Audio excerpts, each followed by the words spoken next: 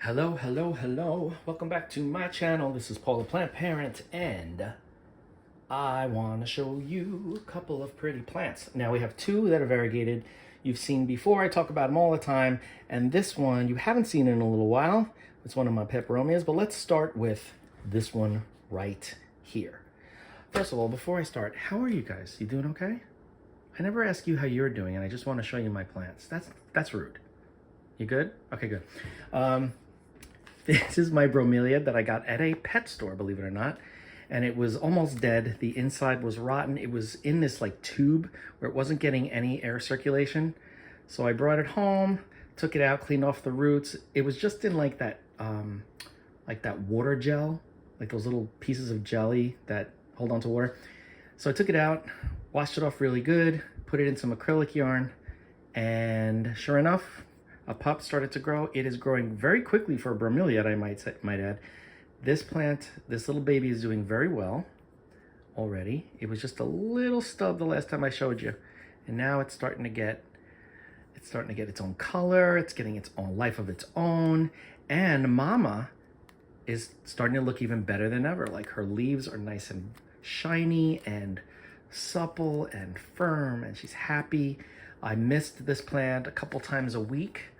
I don't fill the cup up. A lot of people say, fill the cup up. It's good for the plant. It holds water. That's how they absorb water. Well, indoors, that's how you get bacterial infections. So you don't want to keep that filled with water all the time.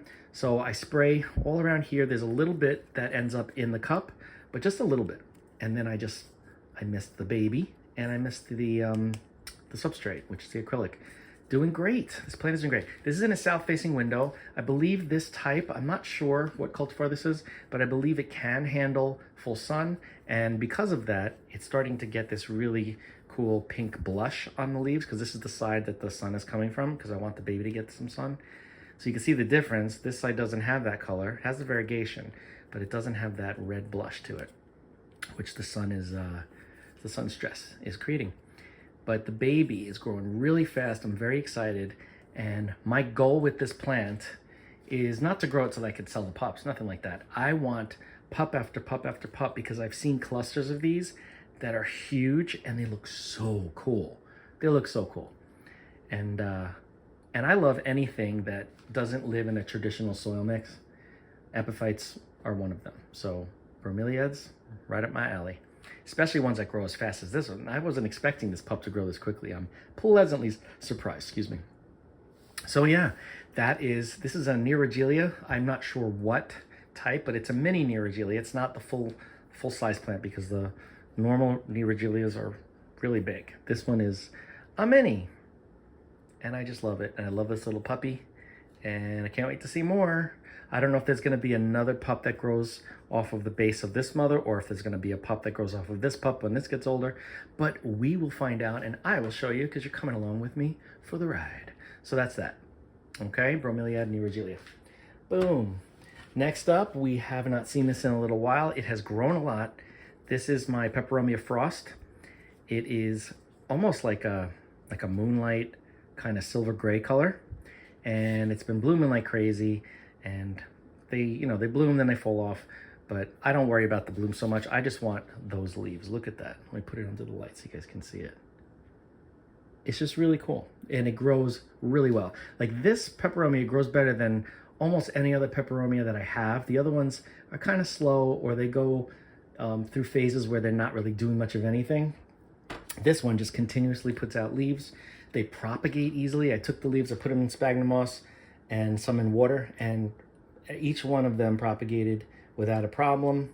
So if you're looking for something that gets like a nice bushy leafy plant that doesn't get too tall, but the leaves get a nice size, because these aren't even full grown size leaves, this is definitely my recommendation. Very, very, very easy. Does fine with just ambient light. It's not indirect light in any way, not even bright indirect light. It's just indirect light kind of away from a north-facing window, and look at how beautiful it is. So if it can survive that and look this good, you know it's a good plant for indoors.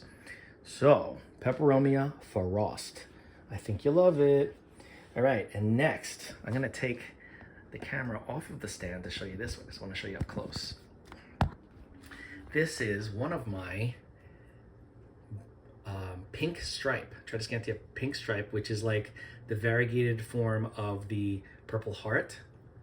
And just look at the variegation. I love how these look.